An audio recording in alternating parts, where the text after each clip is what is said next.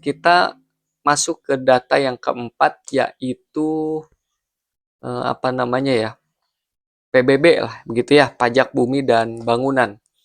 Nah, Bapak Ibu sekalian, pembayaran PBB tahunan itu juga bisa jadi kartu rapor aset Bapak Ibu. Nah, melalui data PBB, maka pemerintah dapat mengetahui luas bangunan, kemudian tanah yang Bapak Ibu miliki, dan lain sebagainya. Maka secara logika ya, semakin luas tanah dan bangunan yang Bapak Ibu punya, maka semakin besar pula PBB yang Bapak Ibu bayarkan. Nah, data tersebut akan terdeteksi sebagai kepemilikan aset yang signifikan tentunya ya. Logikanya, jika Bapak Ibu mampu membayar PBB yang besar setiap tahun, maka Bapak Ibu dianggap memiliki kemampuan ekonomi yang cukup baik tentunya ya. Nah, ini juga bisa menaikkan desil Bapak Ibu, dan bansos bisa berpotensi dihentikan ya. Nah, selanjutnya yaitu yang kelima ya. Kita punya misalkan sistem administrasi manunggal satu atap atau SAMSAT lah ya. Nah, SAMSAT adalah sumber data yang data apa ya, tentang aset bergerak begitu ya, atau kendaraan yang Bapak Ibu miliki ya. Jadi melalui Samsat, Bapak Ibu tentu dalam hal ini pemerintah bisa mengetahui jumlah kendaraan, jenisnya, bahkan tahun pembuatan yang terdaftar atas nama keluarga Bapak Ibu. Jika di dalam satu kartu keluarga atau satu kakak terdeteksi memiliki kendaraan mewah atau lebih dari satu kendaraan, hal itu akan meningkatkan desil Bapak Ibu ya, desil keluarga Bapak Ibu tentunya. Selanjutnya yang keenam adalah data dari BKN ya, Badan Kepegawaian Negara. Nah, data dari BKN ini tentu dapat memberikan informasi ya terkait KPM yang menerima honor atau gaji dari pemerintah, baik itu dari APBD, anggaran pendapatan dan belanja daerah, maupun APBN ya.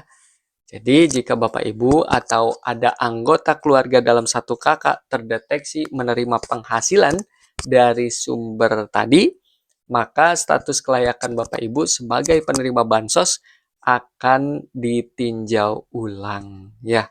Seperti itu. Ya, kemudian yang keberapa sekarang? Yang ke-6 tadi ya, yang ketujuh ya.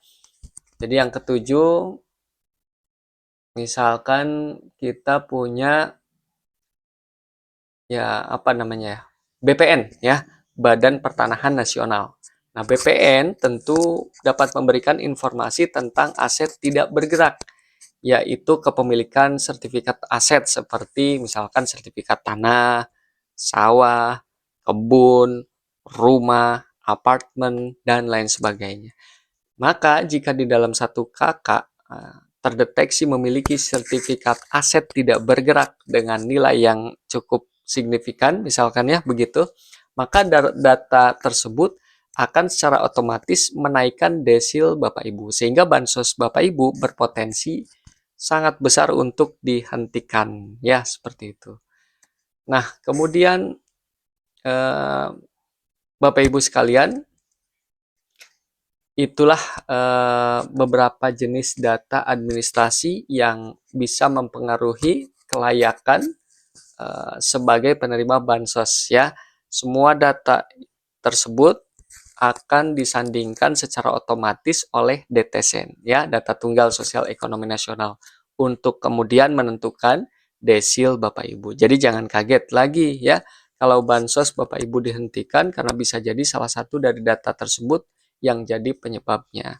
Tapi kalau desilnya tidak sesuai dengan kondisi yang sebenarnya, harusnya Bapak Ibu misalkan ya berada di desil rendah, tapi desilnya malah di desil atas, tidak sesuai dengan fakta di lapangan, tentu pemerintah memberikan ruang atau kesempatan kepada Bapak Ibu untuk mengajukan request pembaruan data ya, supaya desilnya sesuai dengan fakta yang ada ya. Demikian informasi yang bisa saya sampaikan. Jangan lupa tulis di kolom komentar ya bila mana ada pertanyaan, pengalaman, atau pendapat atau saran ya. Kemudian jangan lupa juga ya Bapak Ibu, follow akun ini supaya tidak ketinggalan info penting lainnya dari kami, dan share kepada banyak orang agar banyak masyarakat yang terbantukan. Terima kasih. Sampai jumpa di video berikutnya. Assalamualaikum warahmatullahi wabarakatuh.